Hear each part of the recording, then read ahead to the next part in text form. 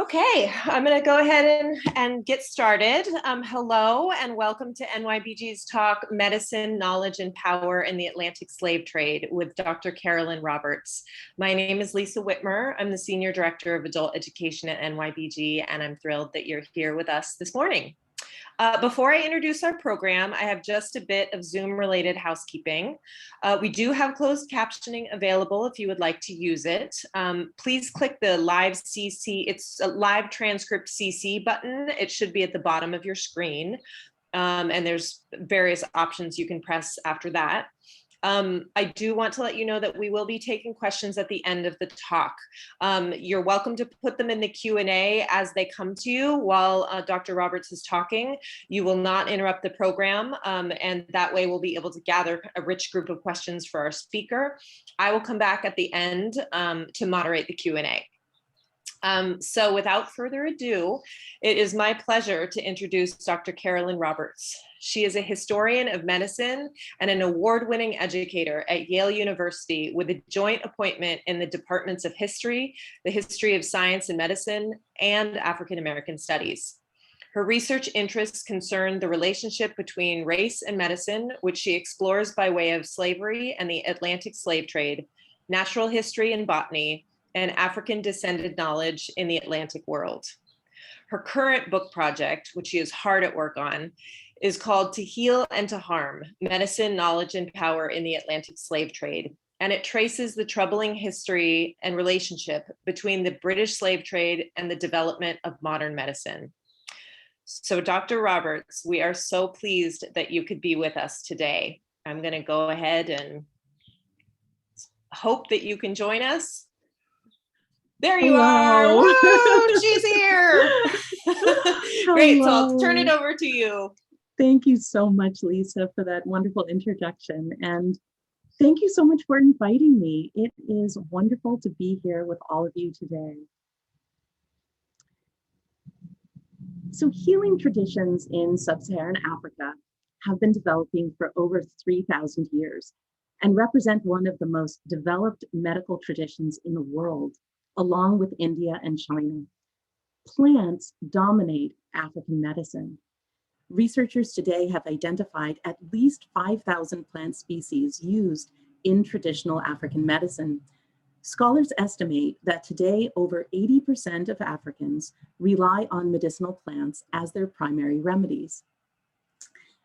But we should also keep in mind that those of us who get our drugs from CVS and Walgreens and Duane Reade and elsewhere are also relying on medicinal plants. More than 1/3 of our drugs are derived in some way from things found in nature, plants, microorganisms, and animals. And anywhere from 60 to 80% of antibiotics and anti-cancer drugs come from chemical compounds found in the natural world. The global pharmaceutical industry has a trade in various aromatic and medicinal plant species that is worth approximately $3.3 billion with a B dollars. So all of us, in some way or another, are ingesting the healing powers of plants. When I began my research concerning the history of medicine in the Atlantic slave trade, I had no idea that I would be studying West African medicine and their rich plant-based remedies. This came as a complete surprise to me. Nowhere in my preliminary research was there any literature that made mention of West African medicine in the context of the slave trade. The historical evidence that I found drew me to the tropical rainforest, which is the region where the historical people and places that I study dwelled. The tropical rainforest is one of nature's most extravagant repositories for medicinal plants.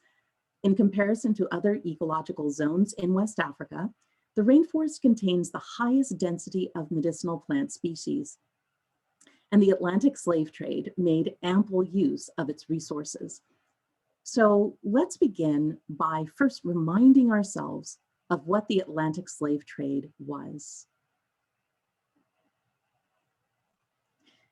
The transatlantic slave trade began in 1441 and lasted for 426 years.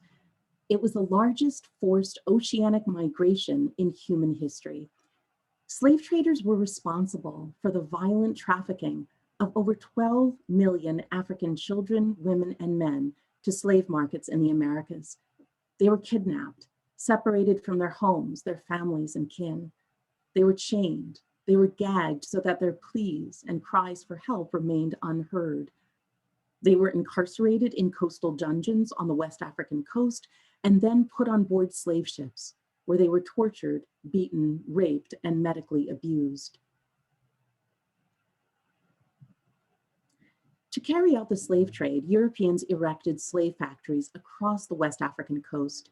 And this is one example of Cape Coast Castle, which was the British slave trading headquarters in present-day Ghana. And when you see images like this and imagine the slave trade, you might imagine a sense of control and power and domination. But the reality was very different.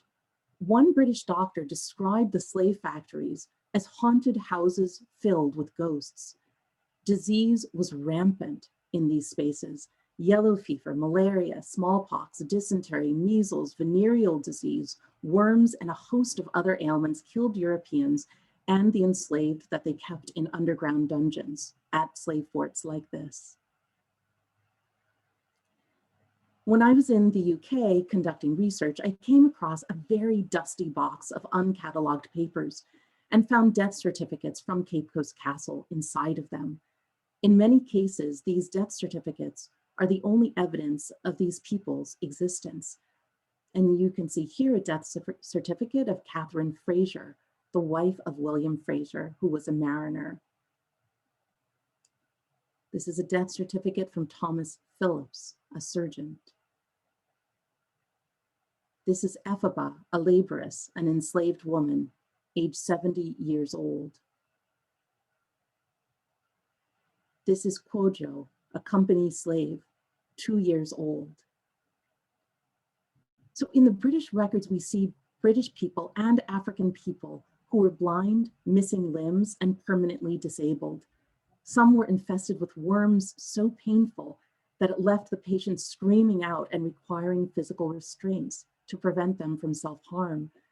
The enslaved who were incarcerated in underground dungeons awaiting shipment to the Americas often died from starvation, madness, suicide, insurrection, or disease. This was a world where death, disease, violence, and deprivation were the norm. During the late 17th century, the British knew they needed help, and I found letters like these. British slave traders were instructed to, quote, keep friendship with some natives that understand the remedies for their distempers. But the British didn't end up keeping friendship exactly. West African medicine quickly became a necessity for the British, and the British, who were the most successful slave traders of the 18th century, decided to enslave people who could serve as medical practitioners. These individuals wouldn't be shipped to the Americas, but they would remain at slave factories at places like Cape Coast Castle. This is a list of enslaved people held by the British at Cape Coast Castle. And you can see Atum, who is listed as a doctor, that's the first name, and Jack, who is listed as a doctor's boy or medical apprentice. As a slave, Jack would later be sent to England to study and work as a doctor there. We also have information on enslaved women who served as doctors.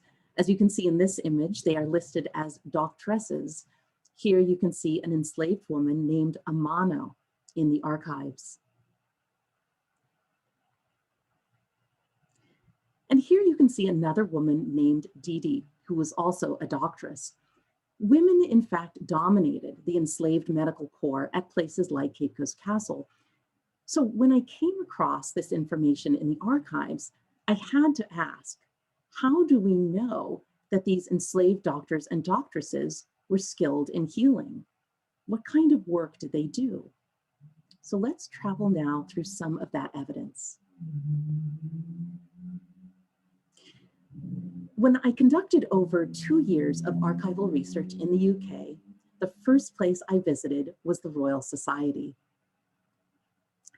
Founded in 1660, the Royal Society is the oldest professional scientific society in the Western world.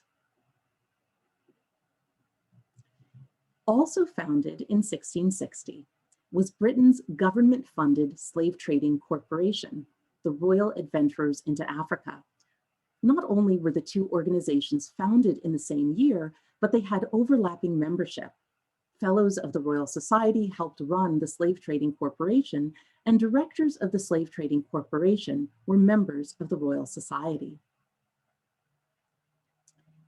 In 1667, Thomas Sprat wrote the first official history of the Royal Society and called the two organizations twin sisters. Slave traders and scientists had similar priorities. The gathering of scientific knowledge and slave trading were closely aligned projects. Scientific inquiry, economic profit, and the building of empire went hand in hand. And this would be the case into the 20th century. So the origins of modern Western science do have important roots in slave trading, slavery, and colonialism. So the Royal Society established a global network of slave traders and ministers, physicians and botanists, mariners and sea captains, merchants and others. And they were spread out in far-flung locales. They were tasked with scientific labor. They were meant to collect plants, animals, and minerals. They were asked to describe climate and topography and air quality. They were responsible for testing waters for chemical constituents, testing medicinal plants for their healing properties. So these colonial spaces were kinds of laboratories, and slave ships were often the vehicle of choice for transporting these goods alongside enslaved people and their captors. One man, James Pettifer, was a member of the Royal Society, and one of the people in his scientific network was a man named John Smith, who was hired to serve as the chaplain at Cape Coast Castle. John Smith held prayer services in the chapel, which was located right above the image you see here, which was referred to as the Black Hole, the dungeons where enslaved Africans were held naked and kept in darkness. They were fed out of troughs, vermin nipped at their ankles. They suffocated under the stench of urine and feces. In the midst of that, Smith conducted scientific inquiry on behalf of James Pettifer. Smith became an assiduous student of West African medicine, and he learned a great deal from the African people. He learned cures for a wide range of illnesses and disorders. Smith observed plants being dried in the sun, powdered and sniffed to cure headaches. Swollen limbs were washed with an infusion created by boiling the unena plant, which caused fluid retention to dissipate. Decoctions were made from boiled plants mixed with palm wine and drunk to cure constipation. Leaves were pounded and mixed with palm oil to create ointments that healed sores and wounds. If you suffered from dysentery, fakuma would be pounded, dried, baked, and eaten, and the symptoms cleared.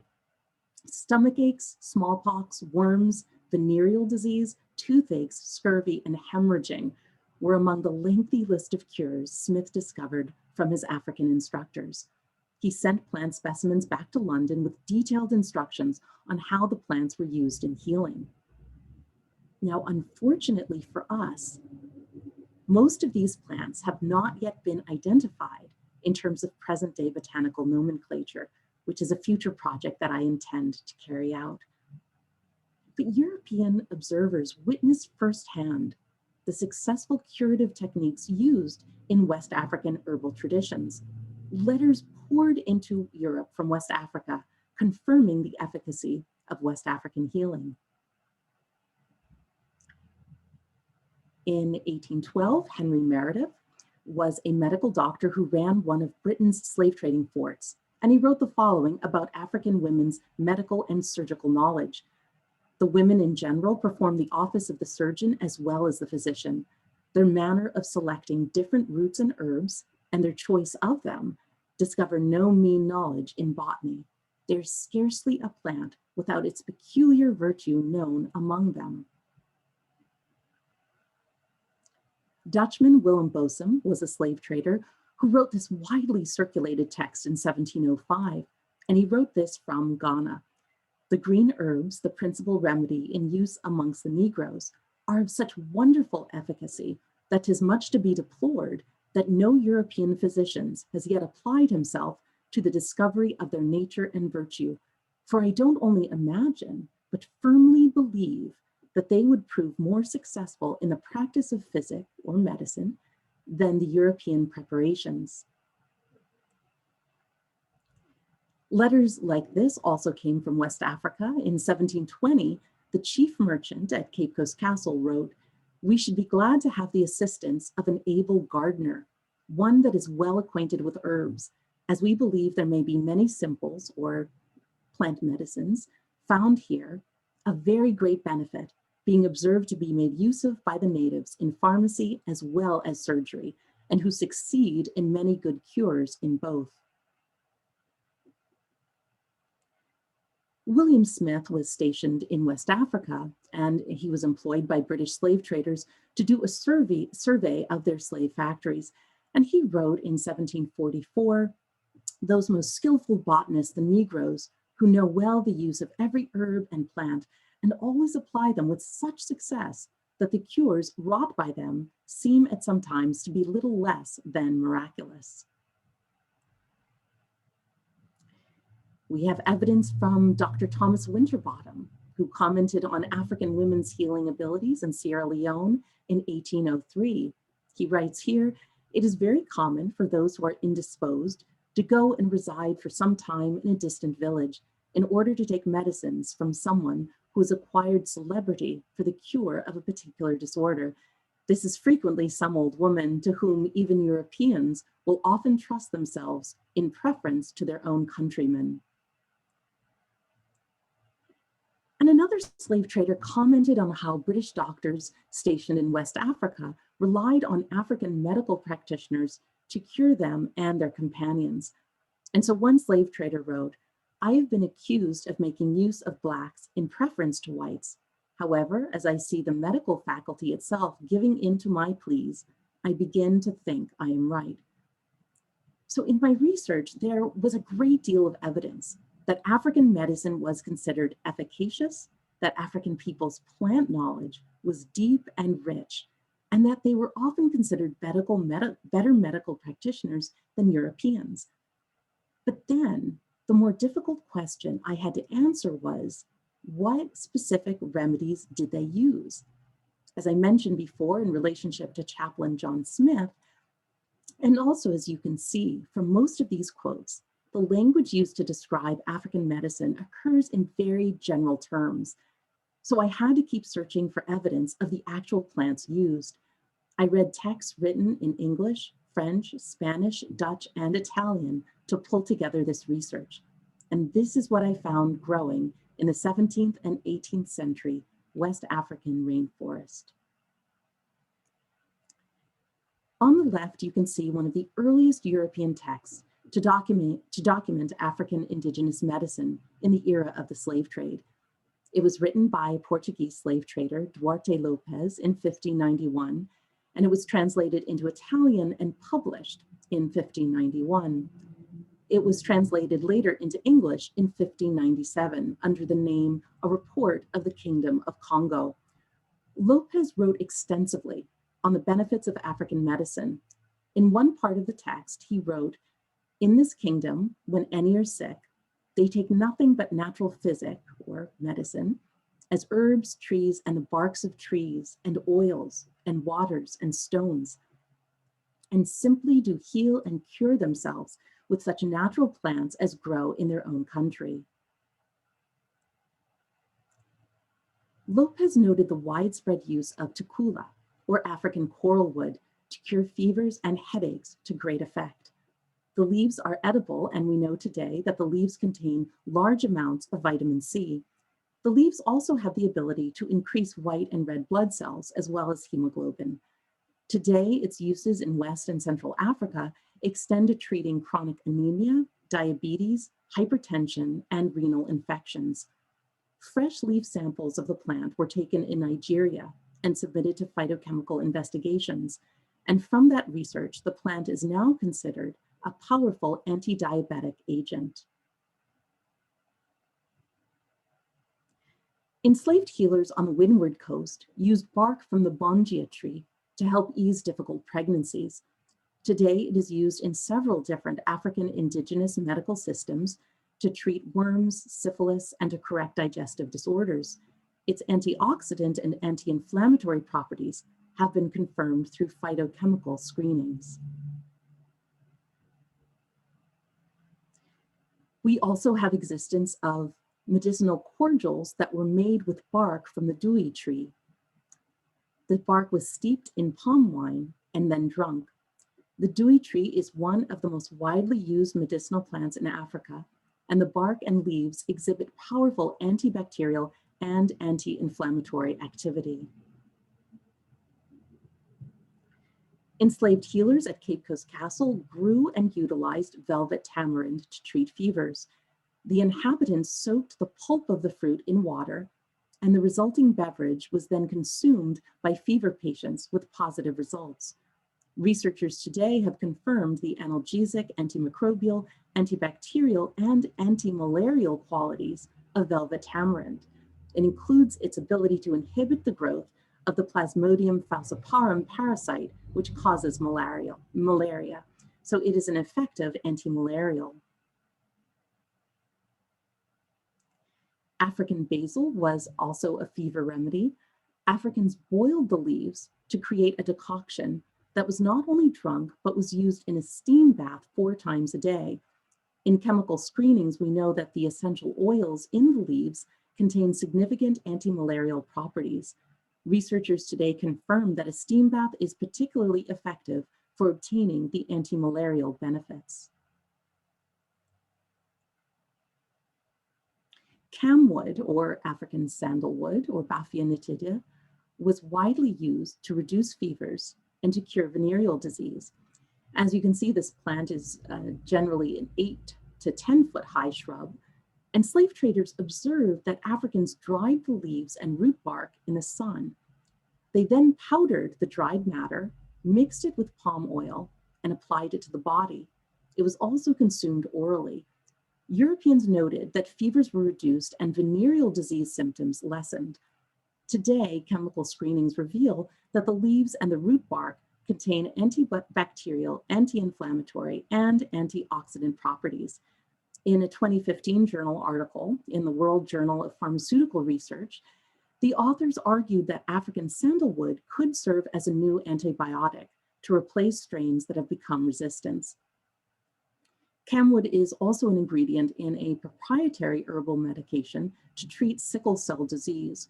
The medicine has been patented with the help of Nigeria's National Institute for Pharmaceutical Research and Development.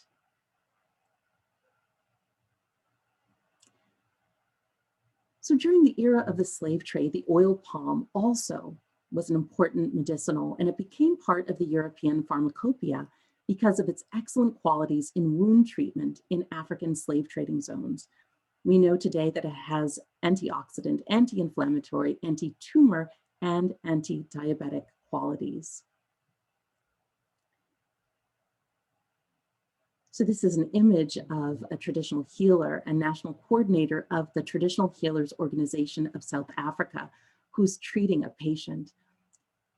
And when I look at this image and think also about the period that I study, African medicine continues to be a therapy of first resort. In my research, I read about guava being used for dysentery, papaya seeds being used for worms, plantains for diarrhea, pepper for gastrointestinal complaints, palm wine as a diuretic, cola nuts as a digestive aid and a stimulant, castor oil leaves for swelling and edema. There were a host of remedies administered in the slave trading zones that were carefully documented by European merchants, naturalists, slave traders, and visitors during the 17th and 18th centuries. Many of these remedies were tested, tried, and true. But then millions of enslaved Africans were transported to the Americas.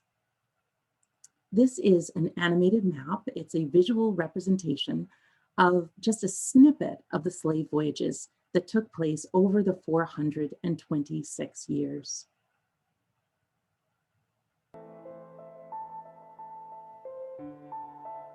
Each dot represents one ship, and each ship represents hundreds of African people.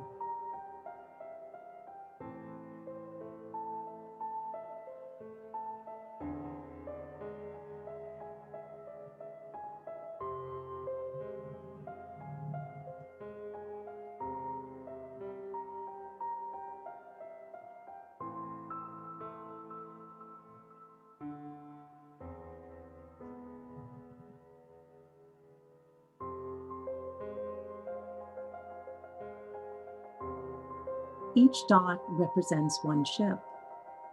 Each ship represents hundreds of African people who were taken from their homes and families and kin.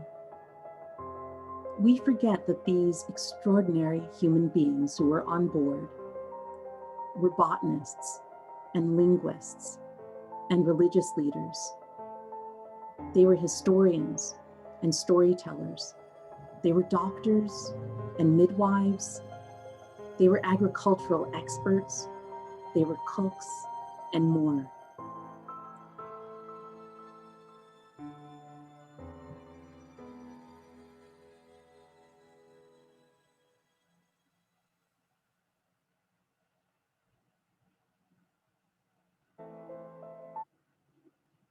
Many in the African diaspora have adopted a Kiswahili word, maafa, to describe this 400-year-long devastation. Maafa is the great disaster, the great suffering, the great catastrophe. This image of people of color dressed in white are standing on a beach at the waterside. They hold candles to remember and honor this living history. They are at the ocean because the ocean is a witness. The ocean is a crime scene, a graveyard, holding the remains of the millions who were tossed overboard or those who leapt into the cold rushing waters of the Atlantic Ocean. But they brought their medical knowledge with them. When enslaved Africans arrived, they participated in a process called migrant ethnobotany. This involves two different processes. The first is adhering to plants brought from the country of origin. And second is the acquiring of new plant knowledge and the substitution of homeland species with new ones from the host environment. So enslaved people developed their own medical systems. They blended medical knowledge from Africa with new resources in the Americas. The enslaved tried as much as possible to give medical care to one another. African and African-descended people became known for their abilities to heal. Their knowledge of plant-based remedies was widely regarded throughout the Americas, from Brazil to Massachusetts. Some of our plant species are named after enslaved people. This is one example. Majo bitters is named after Majo, an enslaved healer in Jamaica. She used it to cure yaws and venereal disease. This is bitterroot, or Kwasi Amara, is named after Kwasi, an enslaved man in Suriname who effectively used the plant as a fever remedy, stomach tonic, and restorative. It became one of Suriname's major drug exports. And in the United States, this was true as well. This was published in the Carolina Gazette in 1750, the Negro Caesar's cure for poison, and likewise his cure for the bite of a rattlesnake, for discovering of which the General Assembly had thought fit to purchase his freedom and grant him an allowance of 100 pounds per annum during life. And we know that Caesar's cure was still being used and publicized in 1881, over 100 years later. The writer proclaims that his father was an eyewitness to the efficacy of the remedy. So these are just a few examples. of the evidence that exists confirming the important role played by African and African descended people as medical practitioners. Yet enslaved Africans also contributed to medical history in other ways. And I want to use the example of the smallpox epidemic in Boston as one example. So this is an image of the port of Boston during the 18th century. And the year we are concerned with is 1721. In 1721, a smallpox outbreak swept the city of Boston. People were terrified. They were fleeing for their lives, and they had good reason to do so. Smallpox was one of the world's most feared diseases at the time. Smallpox is highly lethal and highly contagious. In the early 18th century, 1 out of every 10 people who caught the disease died from it. So in Boston, the population at the time was roughly 11,000 inhabitants. Over 6,000 cases of smallpox were reported. So it was a dire situation. In the midst of this outbreak, an enslaved man named Onesimus enters the historical record. Onesimus was an enslaved man who was given to the minister Cotton Mather as a gift from his church. Onesimus told Cotton Mather about the common practice of smallpox inoculation in West Africa, where he was from. Cotton Mather talked to other Africans in Boston as well and got confirmation about this practice. So Cotton Mather later wrote about what he learned.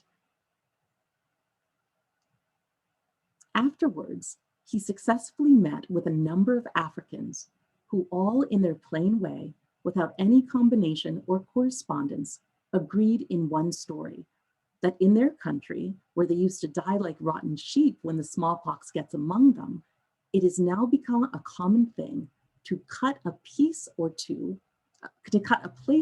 in their skin, sometimes one place and sometimes another, and put in a little of the matter of the smallpox, after which they, in a few days, grow a little sick, and a few smallpox break out, and by they dry away, and that nobody ever died of doing this, nor ever had the smallpox after it.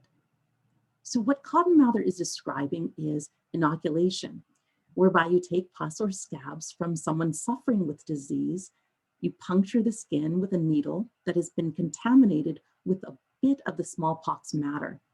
This produces a milder, less lethal form of smallpox, and survival confers immunity. So inoculation or variolation had been long practiced in Africa and in Asia, but it was unknown in Europe. When Cotton Mather learned this knowledge from Onesimus and the other Black Bostonians, it produced a racial backlash when Cotton Mather talked about it in the city. The press went wild. In one report, they said, "There is not a race of men on earth more false liars," referring to the Blacks in the city. Cotton Mather's home was firebombed. A note was attached to the bomb which said, "Cotton Mather, you dog, damn you. I'll inoculate you with this, a pox to you." But Cotton Mather fought back. And this is what he said: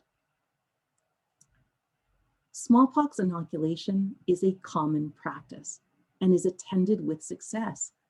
I have as full evidence of this as I have that there are lions in Africa. And I don't know why 'tis more unlawful to learn of Africans how to help against the poison of the smallpox than it is to learn of our Indians how to help against the poison of a rattlesnake." A Boston doctor named Zabdiel Boylston took Cotton Mather's advice and began experimenting with inoculation. 98% of his patients survived. Between 1721 and 1796, smallpox inoculation became more common. And then in 1798, physician Edward Jenner in England developed the first vaccine for smallpox. So while the history books tell us about Zabdiel Boylston and Edward Jenner, Onesimus and other Black Bostonians are unrecognized contributors to the history of the eradication of smallpox, and they are also part of the broader history of vaccination in the United States. So what are we to make of this history that I've just drawn out? As we move to our conclusion, I want to bring in something Judith Carney wrote. Judith Carney, who is one of my who's one of my favorite scholars to follow and track. Her work is extraordinary. So Judith Carney writes, one legacy of the Atlantic slave trade is the lingering failure to consider its victims as deliberate botanical agents. Plantation reliance upon forced migration of enslaved Africans delivered a steady infusion of African plant knowledge in the region. So while African knowledge of plant medicines, healing techniques, and botanical expertise were sought after in earnest by Europeans in the Americas, African knowledge at the time was not exactly considered science. Kathleen Murphy, another scholar, writes in this text translating the vernacular that the expertise possessed by Indigenous and Black people represented merely the raw materials out of which they fashioned new natural knowledge. Murphy goes on to write that colonial naturalists suggested that it required their verification and experimentation to transform the local expertise of African people and Indigenous people into stable, universal knowledge suitable for European audiences. So the widespread exclusion and erasure of African people's knowledge as scientifically valid is something that remains with us today. In the 20th century African context, science teacher and author Sam Vaja has to argue for the case that there is science in Africa. He wrote, quote, "There is a science in Africa. It involves attempts to describe, understand, predict, and control nature. We also have traditional thinkers in Africa who also, through their years of training, attempt to unfold the truth in nature." And lastly, I want to end with a quote that invites us to consider various domains of scientific knowledge.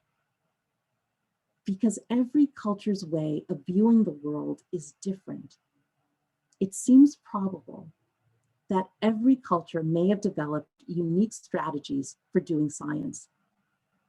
Some of these may just possibly fill in the gaps in others. If the scientific knowledge of all cultures could be pooled and regarded with equal respect, the world would undoubtedly be an immeasurably richer place. Thank you all very much. Thank you so much, Carolyn. That is so important for us to hear and get out more into the world, how much Africans contributed to medicine with their plant knowledge. We do have a couple of questions that are rolling in, but first, I'm just curious, can you talk a little bit about your process of pinpointing which exact plants were being used? Were they named by name and then you just knew, or were they described, or how? Talk a little bit about that process. So my process was, in terms of the identification, I really relied on what was named by naturalists at the time. So there were a few naturalists that were working in the slave trading zones, people like Paul Isert, who was a Dutch naturalist and also slave trader, but ended up having an anti-slave trade position. But he compiled a number of, really a long text that described a number of the plant species that he ran into. So that was one way that I discovered it. The other way is when some of the observers at the time mentioned things like, we're growing tamarind in the Cape Coast Castle garden. And so then when I see that evidence, I look in the travel narratives and say, okay, velvet tamarind in West Africa, in the region of Ghana, what are they doing? How are they using it in order to produce medicine? And then a text like Paul Isert, who's documenting plants from that very region, who saw them preparing the medicines in this particular way, then I'm able to sort of pull all the pieces together.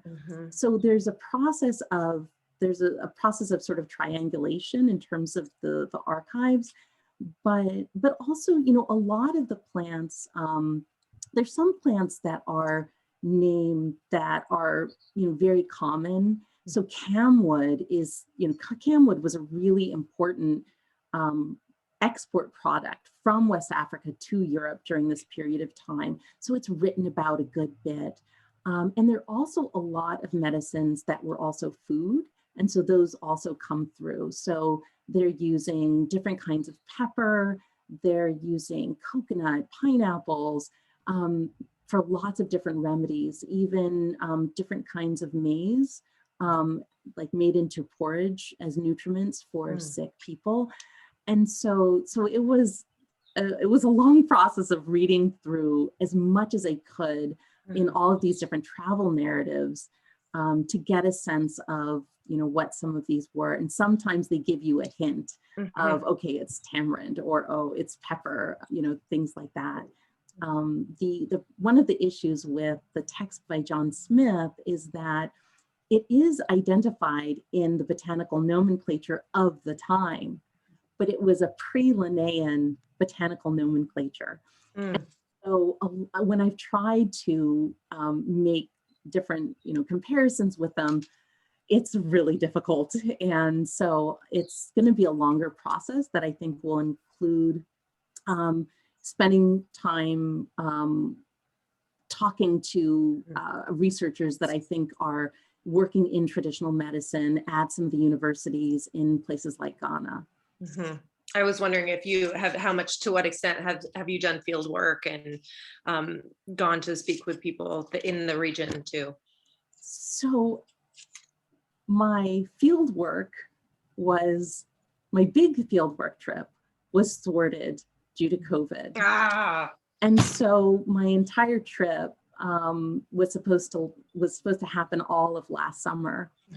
And had made preparations through the spring. And so now I'm trying to figure out, in terms of the timeline for the book, I have a little bit of wiggle room, but I'm trying to figure out how to put everything together now. Yeah, understood. Yeah. So one of our students or participants asks, when will the book be published? We're waiting with bated breath. So the timeline right now is for it to come out in the spring or summer of 2023. And so the upcoming upcoming calendar year, rather, it will begin to go through the process of peer review. And so that's why the timing is, it's a little tight at this point. But yeah, so then it will take about a year from then to come out in your hands or on your screens. Great. So Kale Mays asks, which texts do you consider indispensable to learn more about the medicine of enslaved people? And then there's a second question, which I see is kind of separate, which is, have you come across any resources exploring specific connections to spirit or spiritual practice in this medicine? Oh, thank you for asking both of those, but especially the second one as well. So the first question, my goodness. I would say that starting with Isert and Thoning's text is a good primary source to begin with. There's something that I discovered when I began doing the research, which actually is going to connect with your second question a little bit, but it will attend to the first as well. A lot of the writing on African medicine, particularly coming into the Americas, a lot of the earlier literature was focused on religious practice and the spiritual dimensions of these healing traditions. So looking at diviners and looking at the people that the Europeans called fetish men and fetish women. And so it got a wonderful and interesting treatments in a lot of texts that foregrounded those particular aspects of healing. But what was less discussed were the actual plant remedies, their sort of pharmacological properties, And the idea that the connection between sort of taking a plant and trying to heal a stomach ache is different in terms of, when you look at the sources, it's different than a lot of diseases that you would bring to a diviner, where it was considered really stubborn, it wasn't going away. Like if that stomach ache wasn't cured through your mixture of pepper and lemon juice, and it lasted for weeks and weeks, then you would go to the diviner. The diviner would try to get additional knowledge and access from the spirit world in order to help the cure. So what ended up happening with a lot of the literature was that we sort of went straight to the second part, to the diviners and to their role in healing. And there wasn't really a lot that was written about. They had plants that they knew cured. They knew how to cure certain things that were long tested, tried and true and proven and discovered and experimented on over many, many years. And they also adjusted their practices in various ways.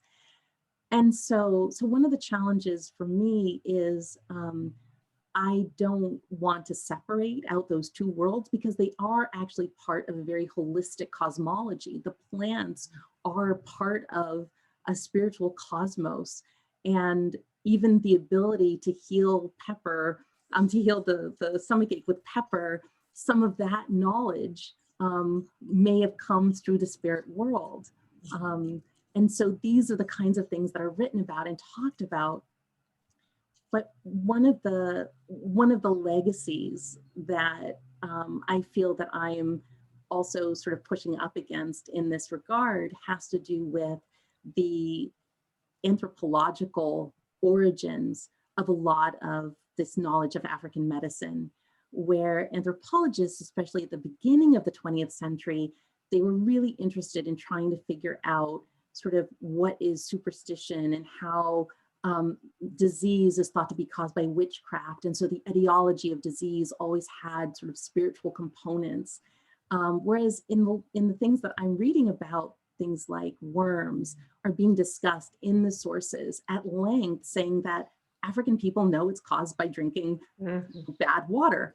So, there's a real tension there. And so in the sources and in the writing that I do acknowledge and bring together these two worlds, but try to give emphasis to the plant-based knowledge and the disease etiologies that don't necessarily have an automatic spiritual idea in terms of causation, to show how closely related these worlds of medicine actually were and are today.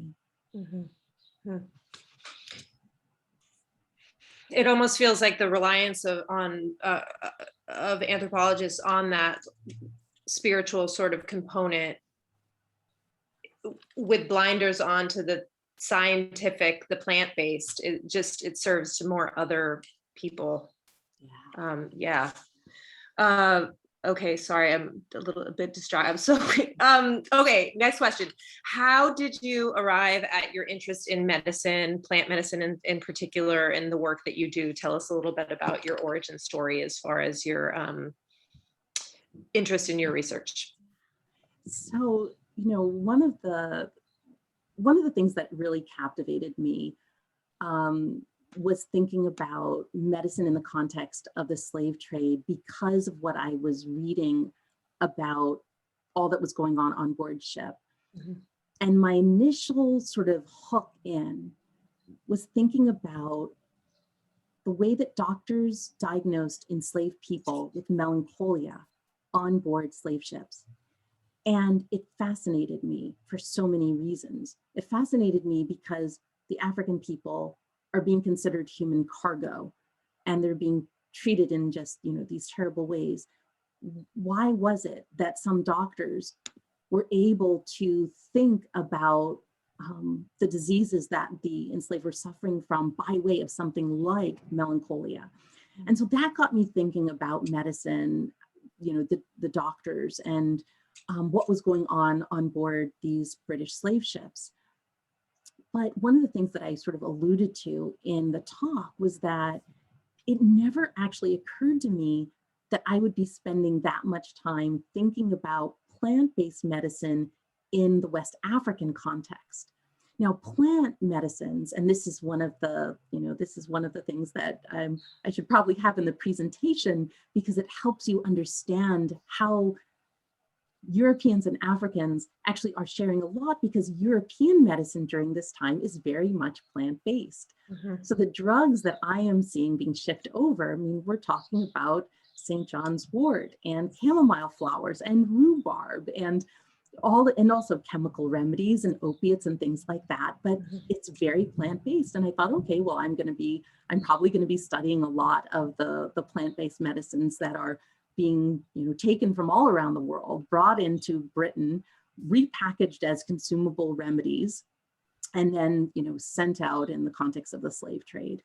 So it wasn't until I was reading these sources and discovering that African people were being enslaved as medical practitioners, when I thought, oh my goodness, this is so important. This is such an important part of the story. And it sent me in a million different directions. It sent me reading into multiple languages so that I could try to read as many of these European travel narratives as I could.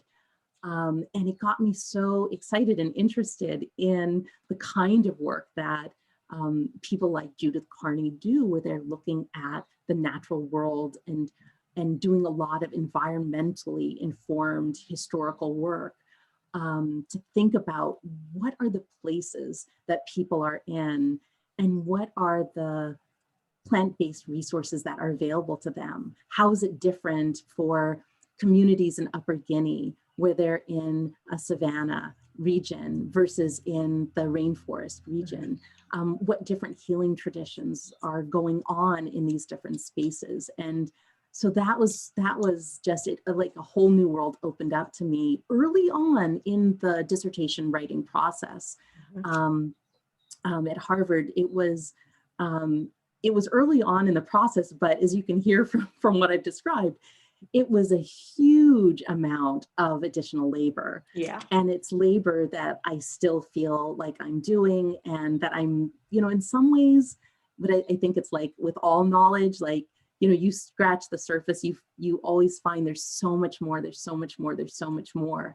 And so I actually anticipate another book project going on that deals with this material in a slightly different way, but more from a biogeographical and environmental history perspective. Great, that's exciting. We have a question from Robin Lynn. Can you comment on Victoria Johnson's book on William Hossack that makes little mention of Indigenous or enslaved people's botanical remedies? So I'm not familiar with this book. So if the questioner would love to provide some details in the chat, just to give us all a sense. So I haven't read it myself, but it's a book called American Eden, and I believe David Hossack was the guy who I believe he was a teacher at Columbia, and the garden was made where Rockefeller Center is now. It was kind of the first botanical garden in New York City, and was used. A lot of the plants that he grew there were used at Columbia with his medicinal students. So and apparently there was little mention of Indigenous or enslaved people's botanical remedies in there. Yeah, it's a really, I'm so glad that this question was asked, because it really speaks to, the erasure speaks to something that we really are struggling with today. It comes up in many different forms.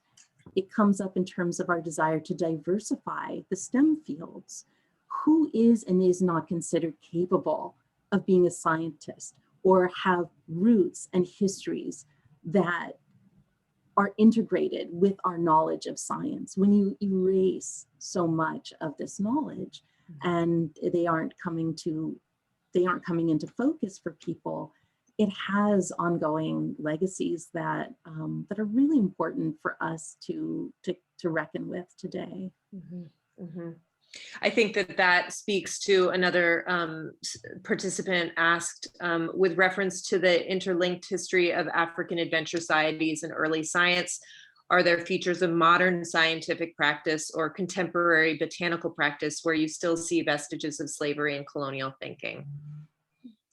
Yes, well, it's interesting. I believe it was, I'm not sure of the year, sometime between 2017 and 2019, I believe, the director of the Botanical Gardens at Kew in London said that it was time to decolonize their collections.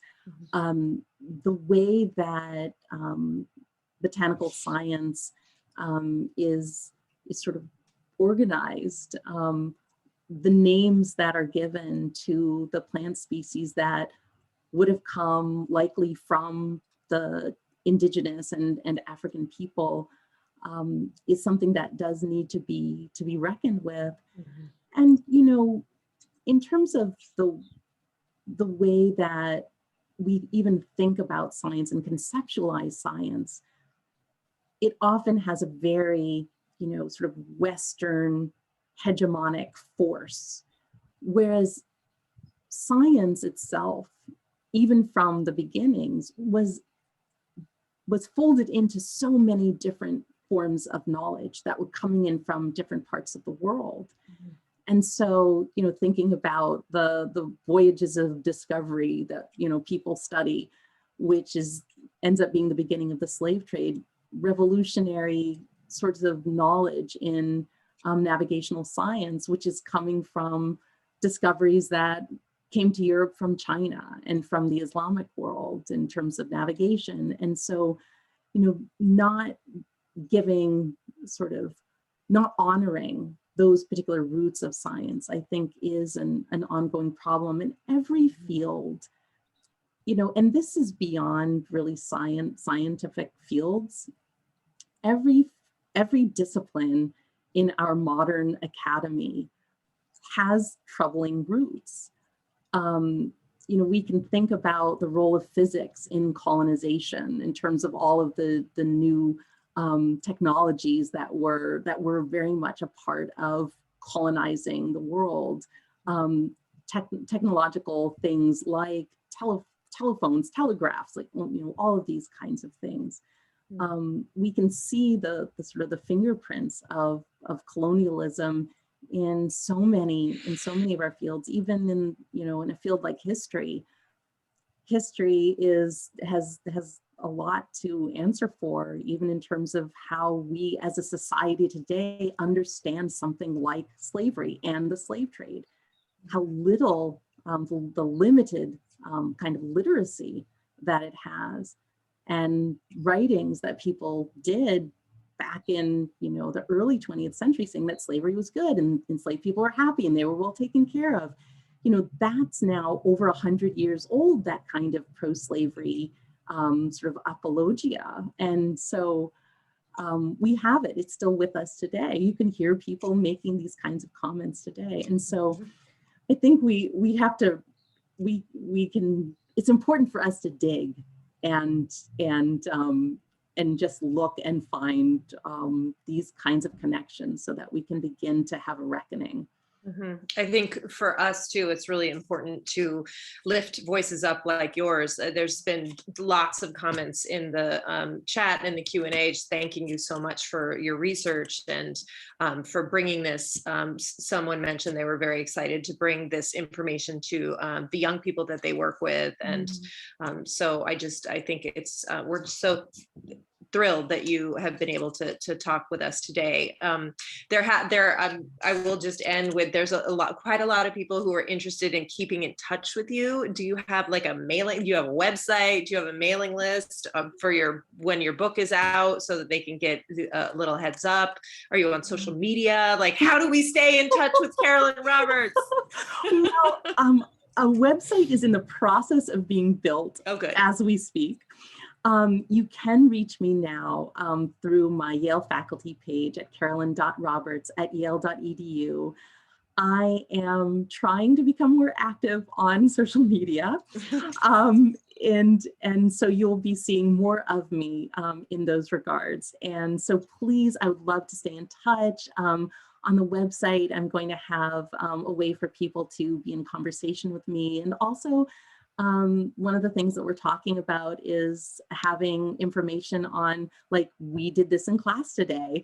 This is what happened, and giving people resources so that they can sort of follow some of this knowledge with readings that are attached, and to have their own kind of educational journey through the website as well. So That's so fantastic. definitely please stay on the lookout for that. It'll Okay. be linked on my faculty web pages at Yale when it is up and running. Okay, good. Okay, so we'll stay tuned to your faculty page at Yale. Thank you so very much for speaking with us. We don't want to keep you away from your research, though, so don't let that social media distract you from the digging. So I will thank you so much for joining us. It's been an absolute pleasure and a real eye-opener as well. I do want to shout out a couple of lectures that are coming up. One, please join the NYBG's Humanities Institute for its Food Dialogue series, which re-examines and redefines our notions of heritage and identity through food. The first talk is this Friday, May 21st at 11 a.m. It's a conversation with Carla Hall and Tanya Hopkins on African-American foodways, moderated by award-winning journalist Dr. Jessica Harris, and it is free, so you can find that on NYBG's website. We also have Suzanne Simard coming at the beginning of June. That is an adult education talk. She's the woman who was one of the first to discover the mycorrhizal networks under the forest that are connecting the forest trees all together. And she was the inspiration for one of the characters in Richard Powers' The Overstory, and soon apparently to become a movie with Amy Adams playing her. So that'll be fun. But circling back, thank you so much, Dr. Roberts, for your research and for taking the time to be with us today. We really, really appreciate it. You're very welcome. Thank you. Thank you. Bye, everybody. Bye-bye.